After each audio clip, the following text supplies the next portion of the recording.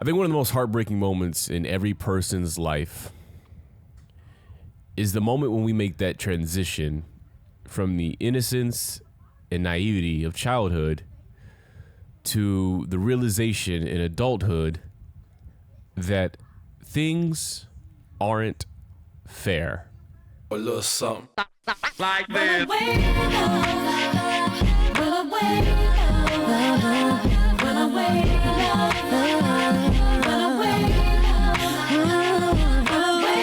What is going on? What is happening? What is BEA, beautiful ladies and gentlemen? I'm your host, JLW, and I want to thank you all so much for joining me for episode 62 of Stand on Business.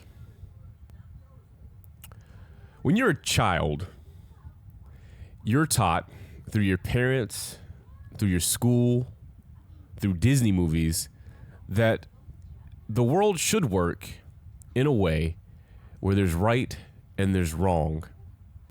These are things that these are lessons that are instilled in you from a very early age, because when we look at children, we want them to not grow up from the very beginning feeling like you're in a world that is against you.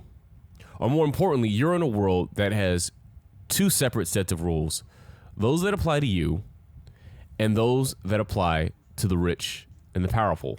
And the thing that happens, and it happens to every single adult, but it happens at different stages in life. For some kids, unfortunately, it happens very early on. Kids that are in third world countries, kids that come from broken homes, something happens and they go, life isn't fair. Life is hard. For the kid who's from a third world country that ends up meeting an individual that abuses them or treats them wrong, life isn't fair. For the child that trusts in the institutions like a church and a religious leader that's supposed to preach good and healing and faith, but then turns around and touches that child, life isn't fair. No matter what, at some point we all get to a moment where we go, life isn't fair. We get to the realization that the reason our parents see the world the way they see the world is because they've experienced things that have made them realize life isn't fair. Why do I say all that? Because collectively, as a society, we experience one of the most in-your-face, life isn't fair recognitions that we've seen in one of the longest times. Overnight, the FBI and Justice Department releasing 11 hours of footage they say helps confirm notorious financier Jeffrey Epstein died by suicide in his Manhattan jail cell in 2019, awaiting his sex trafficking trial. According to a memo detailing the findings, investigators found the video showed no one entering the area in the overnight hours before Epstein was found unresponsive. But perhaps the biggest bombshell, investigators say they found no incriminating client list of Epstein's, no credible evidence that Epstein blackmailed prominent individuals, and no evidence that could predicate an investigation against uncharged third parties. As part of our commitment to transparency, the Department of Justice and the Federal Bureau of Investigation have conducted an exhaustive review of investigative holdings relating to Jeffrey Epstein. The files relating to Epstein include a large volume of images of Epstein, images and videos of victims who are either minors or appear to be minors, and over 10,000 downloaded videos and images of illegal child sex abuse material and other pornography. This systematic, and this is the key, this is the part that most people have honed in on and most people are upset about and most people go, life isn't fair about. This systematic review revealed no incriminating client list. There was also no credible evidence found that Epstein blackmailed prominent individuals as part of his actions. We did not uncover evidence that could predicate an investigation against uncharged third parties. It still didn't hit me how much of a monster this man truly was until I sat down and I listened to an audiobook. And hold on. And the audiobook was Filthy Rich, the Jeffrey Epstein story by James Patterson, John Connolly, Tim Malloy. You can find it on Spotify right now. And one of the things that I think this book unfortunately does very well is put you in the shoes of a 14-year-old girl and what it was like for the first time to meet Epstein at his Palm Beach, Florida mansion residence. So I want to paint that picture for y'all a little bit so y'all can understand like what I felt listening to this in my ears. The book opens describing a woman that they've nicknamed Mary. And I say woman very, very, very loosely. But a young lady gets up from bed and she goes to the bathroom and she's wiping the sleep from her eyes. She's pretty, dark curly hair. Her room is pink, filled with stuffed animals and posters of boy bands. She picks up an iPod, puts the earpods in her ear, has no idea what song is going to come on because it's on shuffle, and then begins to dance and sing along as Britney Spears comes through. In her head, she's wondering what she's going to wear today, because she is supposed to go meet a very rich man in a very large mansion to give a massage. This girl is 14 years old. And through one of her boyfriend's cousins, she was introduced to the prospect of making $200 for just, and this is literally how she sees it, giving an old man a massage. And sure, she thinks it's a little odd. It's a little creepy. Why would an old man want a young girl like her to give a massage? More importantly, why would an old man like that want to pay a young girl like her that much money? But she's never seen this much money in her life. And she goes downstairs and her dad's in his favorite recliner and he's watching the game, and she asks where somebody is, her mother or her sister, and the dad responds in some way of, out. And then next thing you know, she's out the door saying, I'm also heading out to go shopping. And the dad is like, wait, says who? Where you go? And then doesn't matter, she's already gone. And she gets into a car that's waiting for her, and it's her boyfriend. And the boyfriend is already asking her questions like, who is this guy? Why are you doing this? Don't you feel like this is a little weird? And she's countering with like, yeah, it's a little weird, but look at the money. We've never made money like this. I need this money. And he's like, if you thought this was on the up and up, why wouldn't you tell your father? And she's kicking back. You know how my father is. He's protective. He wouldn't allow me to do this if I were to tell him. And then he goes, well, isn't that a red flag to you?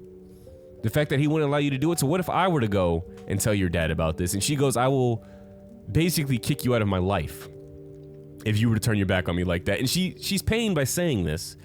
But again, she's focused on the money. She's literally having this conversation in her head of, you think me and you are dialoguing right now and you're going to talk me out of this. I'm going to that mansion. I'm going to give that massage, and I'm going to get this money that is just obscene. Again, it's $200, and this is the mind of a child. And this is what I'm saying. It puts you into her shoes. Because I can remember at that age, maybe not 14, but like I remember being young enough to go, oh wow, $10? Like $10, I'm rich. $20? Oh my God, $100. I could buy anything I wanted in the world. You couldn't tell me anything. So at this age where your brain is not even ripened, it's not even understood the value of money yet. I mean, it has for some people, right? Some people grow up poor and understand how hard it is to earn money. And this is what a lot of these girls, I think, are suffering from, is understanding how hard it is to make an actual dollar. But still, the fact that she's willing to put herself in harm's way, she's willing to put herself in something so dangerous as to not even let her father know what's happening for $200, it just goes to show the grossness of this crime. Why this is, to me, probably top of the list of most unforgivable crimes out there. Why, to me, I lose no sleep about individuals that are convicted of this crime and then end up passing away in the prison system. This is the robbing of youth. This is probably one of the most heart-wrenching ways to find out that life isn't fair. So anyway, Joe, which is the nickname of the boyfriend, goes to, I think, drop her off with his cousin, who's the individual that is connecting this girl with Epstein. And the cousin is somebody who has previously already experienced Epstein and knows what's happening. And the way that we're presented this story, she doesn't tell the young girl everything that's going to happen. She just tells her that there's an old man who wants a massage. You'll get paid a lot of money for it. And then uses the phrase, the more you do, the more you earn. So they pull up to this massive estate, let in through the gate, and as they get out, they make their way to the kitchen. And in the kitchen, we're told that it's Wendy, the young girl, Mary, Epstein, and then an associate that is described as one of the most beautiful women that you'll see. Stereotypical beautiful, rail thin, blonde, kind of petite. Epstein spends minutes looking over this young girl, Mary, examining her, and then gives a nod of approval. Wendy stays in the kitchen, and the assistant takes this young girl up some winding staircases. She's so young, and I'm using the word naive not as an insult, but just like that is what the state of mind at this point is. Like, she's more taken in the environment, and the things that she's noticing on the walls out in the open are that they're lined with photos of naked women in various sexual exploitive positions. And that's what's greeting her. 14 years old, that's what's greeting her. She's walking down this hallway to his master bedroom, or as they like to call it, the massage room. And in the room, there's a table, massage table, and I think there's some oils. And the assistant, and they gave her a name, but I don't remember it, tells the young woman, "Stay here, Jeffrey will be up soon." The young woman, Mary, and I keep saying young woman, and I think that cheapens how disgusting this is. The 14-year-old girl is now waiting in this room, and she's so nervous, she doesn't even know what to do. She sits down, she gets up. She stays still, she starts walking around. She's looking at the pictures in the room, and she's seeing that there are dozens of photos of young women that look like they're her age or slightly older, naked, performing sex acts on Jeffrey, performing probably sex acts on other women. She even finds a photo in particular that sticks out to her because as she's staring at it, she goes, "Wow, that girl is younger than me." Did I mention she's 14? And this girl who's younger than her, they specifically describe what they see, and it's a photo of this young woman who I believe is down in her underwear, and she has been made to move her drawers to the side to reveal, I don't even like saying this, it's basically to make her butt stick out.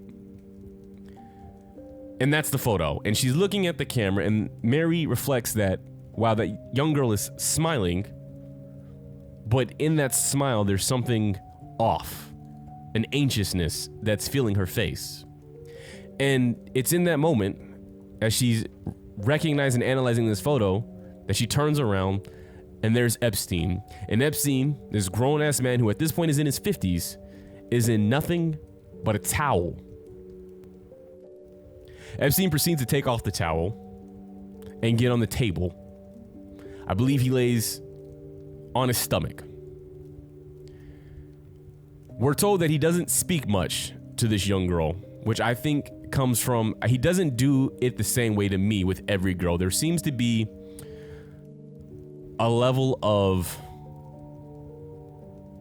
the younger you are, the more firm he is with you, because it feels like he can get away with it. It's almost like he's broken down the psychology of how to get a younger girl to do some of the things he wants them to do, and that is by projecting authority. Already you're an adult figure, and a child that age is already going to look at you as, you know what you're doing, I'm going to listen to what you say, and there's a little bit of fear, right? That just naturally comes between a child and an adult.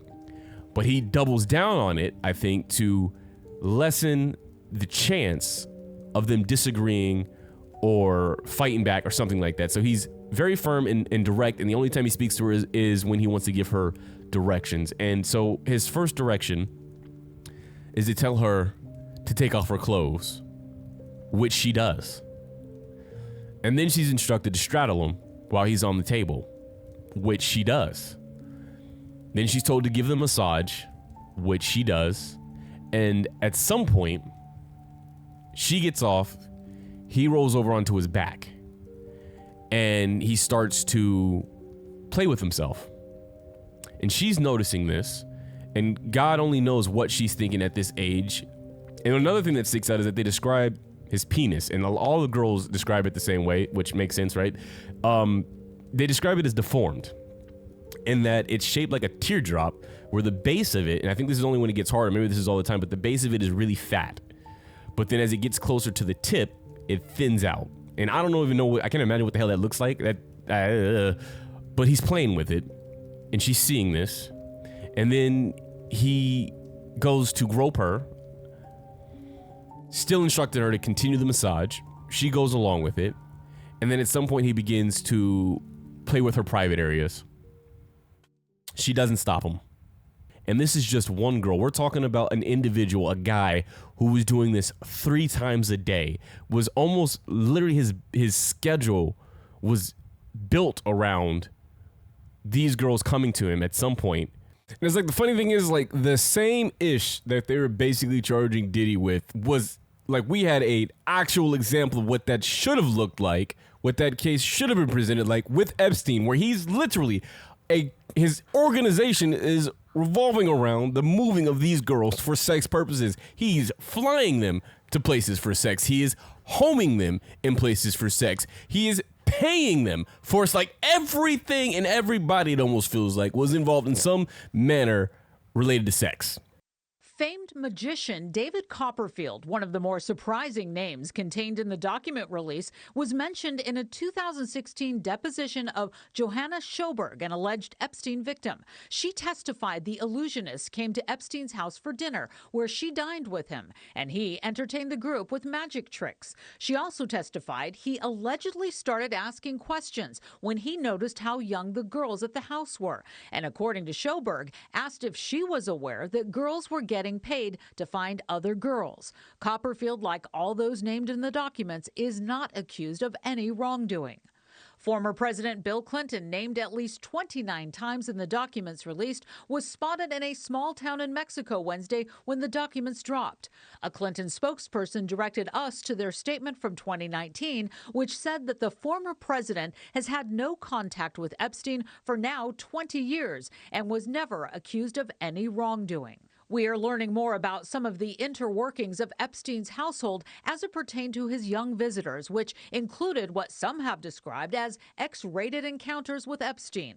Alfredo Rodriguez, the former house manager at Epstein's Palm Beach mansion, was described as a, quote, human ATM machine. He was told to carry cash at all times, that he used to pay girls for, quote, whatever happened with Epstein at his Palm Beach mansion.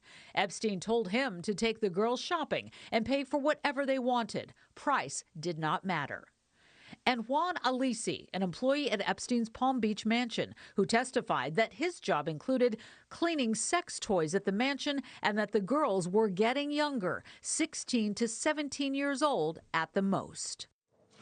He literally had this where everybody, it seemed like, knew what was happening in his houses, especially in Florida. You know this because he had girls that would arrive to his residence and they would meet the head of the house. Like the butler, the cook would be in the kitchen when these young girls arrived. He had an individual, there was a guy that was, I forget what they call it, like a property manager or something like that. But when he was done doing what he was doing with these girls, the guy would have to go into the room and clean up. He's the one that moved the table in and out. He was the one that would have to clean up the juices. He was the one that literally said that he would go into the bathroom and in the sink he would find toys that needed to be cleaned off. Even individuals from the law enforcement community had heard about women being at this residence. However, their response to it was, it's occurring at a private residence. We assume that it's prostitution, but because it's at a private residence, this is not something that we deem, or at the time, something we pursued, so we allowed it to happen. So some of the girls, though, like the one that brought Mary, the 14-year-old, into this, went to this, was given the massage, was even okay with giving a topless massage, but the moment that he tried to do anything else with her, she was adamant that she stopped it right then and there and was like, we're not doing that, I'm not going for it. And this is what I also mean about preying on kind of the demure or the younger.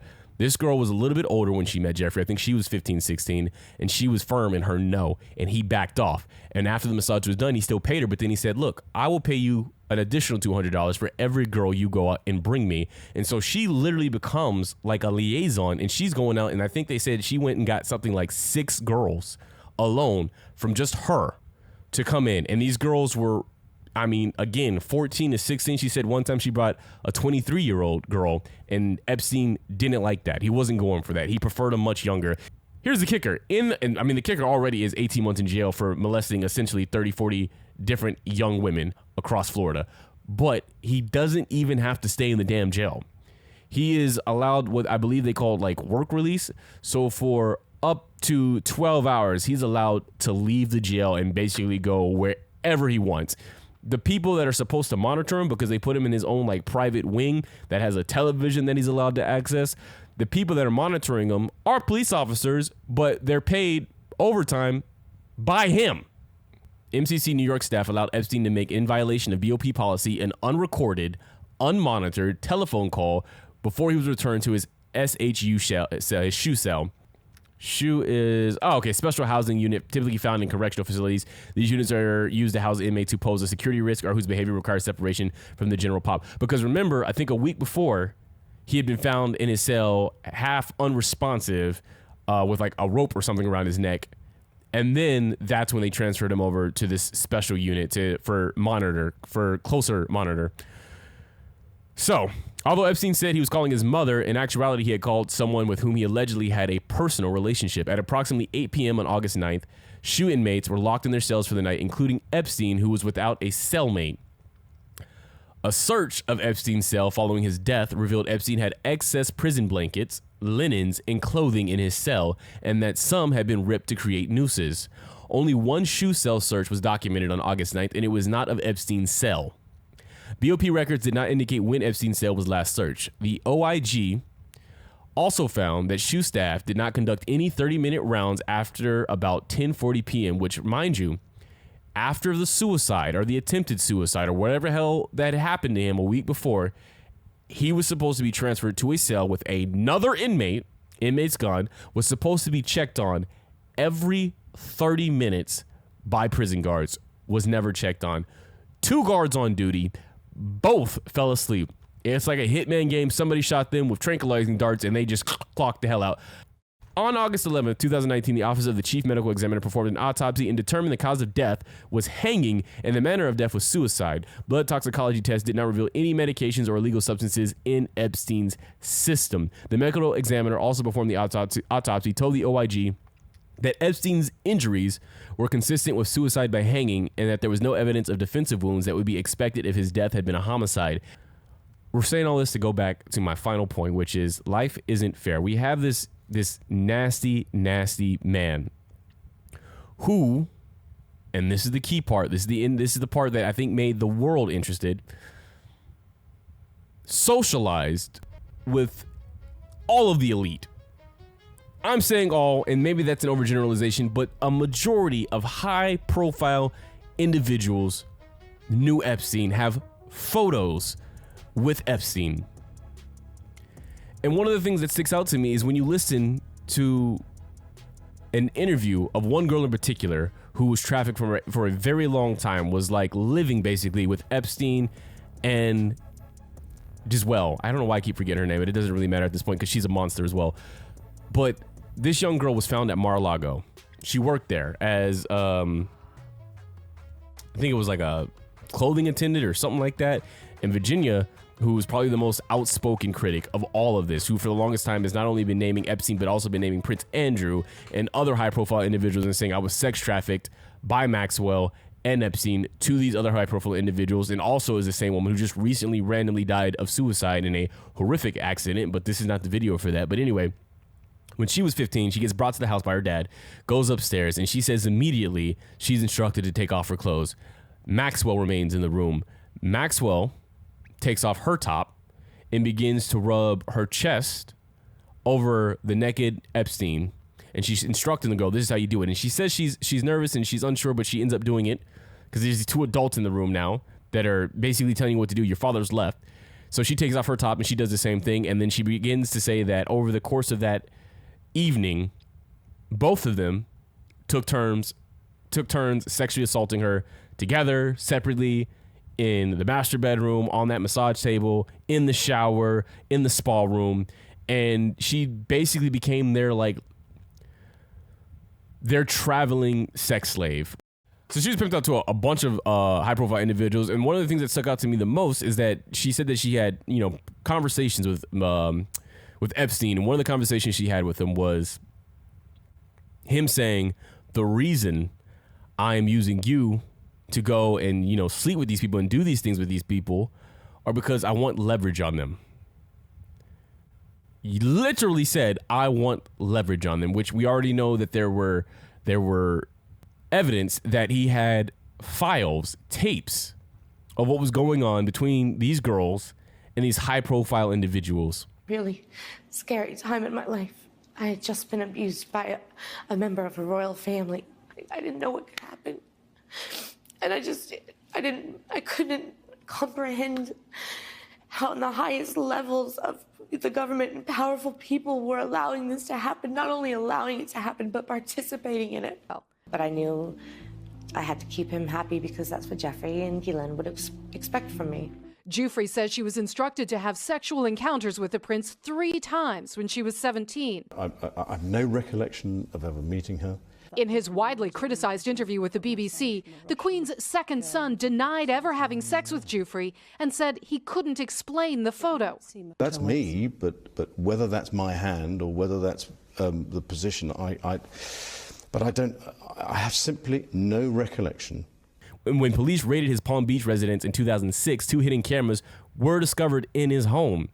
Maria Farmer, an artist who worked for Epstein in 1996, noted that Epstein showed her a media room in the New York mansion where there were individuals monitoring the pinhole cameras throughout the house. The media room was accessed through a hidden door. She stated that in the media room, there were men sitting here, and I looked on the cameras and I saw toilet, bed, toilet, bed. She added that it was very obvious that they were like monitoring private moments.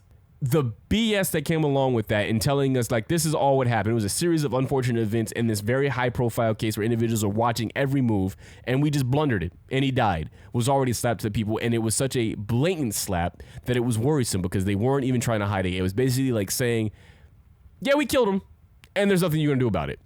But then to double down, because we get a new administration coming in, and one of the things that they run on was saying we are going to release the MLK files, the JFK files, and the Epstein files. The DOJ may be releasing the list of Jeffrey Epstein's clients. Will that really happen? It's sitting on my desk right now to review. That's been a directive by President Trump. I'm reviewing that. I'm reviewing JFK files, MLK files. That's all in the process of being reviewed because that was done at the directive of the president. Trump saying one of the things I'm going to do is I'm going to get the names of individuals involved with Epstein out. Him tweeting the people who were associated with Epstein are sick individuals. Look, and it's so funny because there are multiple pictures of Trump with Epstein in the prime of when he was messing with these girls. And you see Ghislaine, and you see like it's so gross because they were really, really close friends. Several individuals have said for a decade Trump and him were inseparable. They were like nightlife. I forgot what the term they used, but like these dudes stayed partying together. And Trump spent a decade with him. But anyway, this administration saying, I'm going to release the names associated with this man.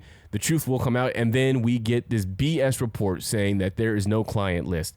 It's such a slap, and it's so dangerous because it is, again, a reminder something has changed.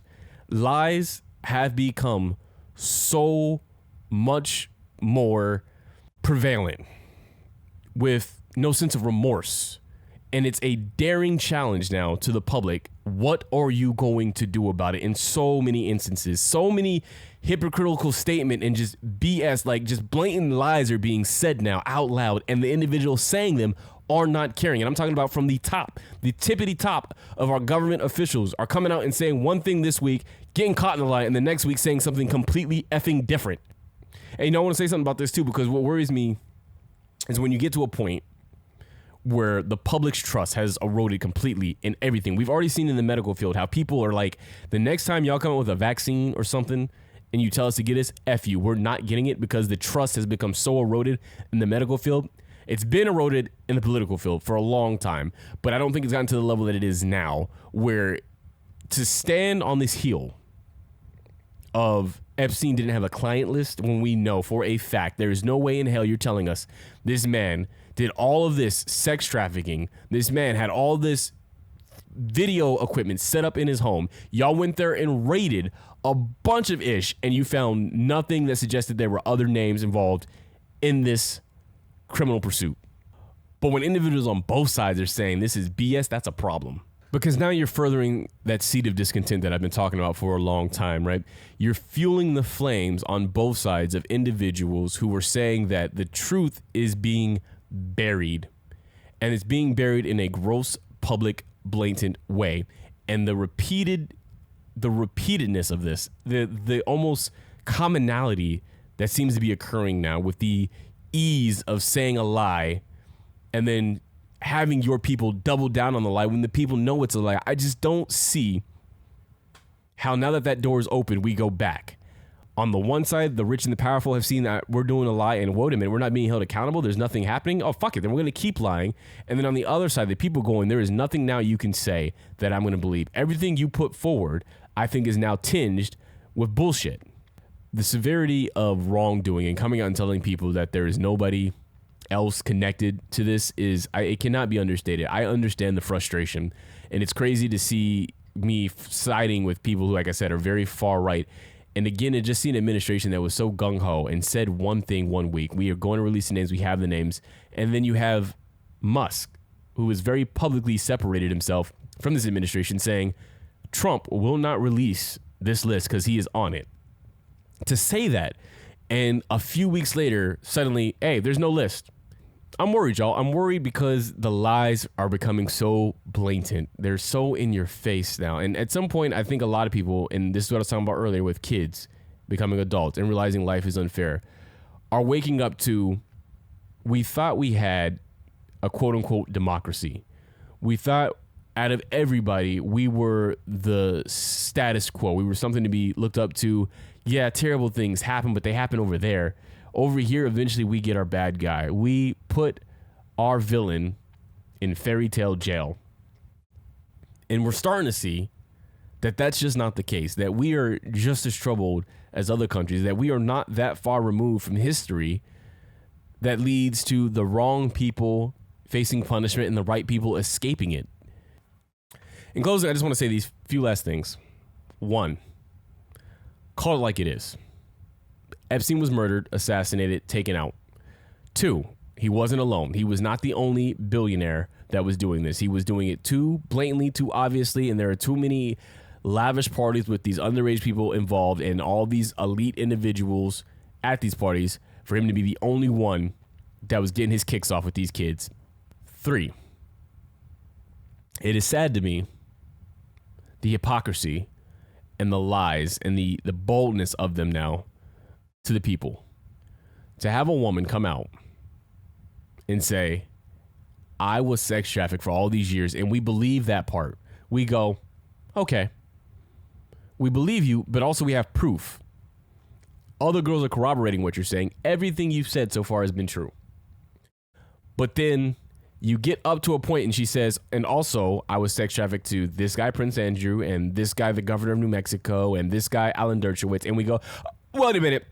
We know you were telling the truth over here, but this side, nah, I don't believe that side. That's the hypocrisy. How can you believe 75% of what somebody says and the 75% is all valid, and then the last 25% involves individuals that are hard to take down or some meaning and status, and you go, that part can't be true. It doesn't make sense. But unfortunately, for everybody in this world who's paying attention and of an age and of cognizance to recognize what's happening, it's another nail in our innocence from childhood to adulthood and recognizing life isn't fair. That's all I got. Thank y'all for watching. I'll see y'all in the next one.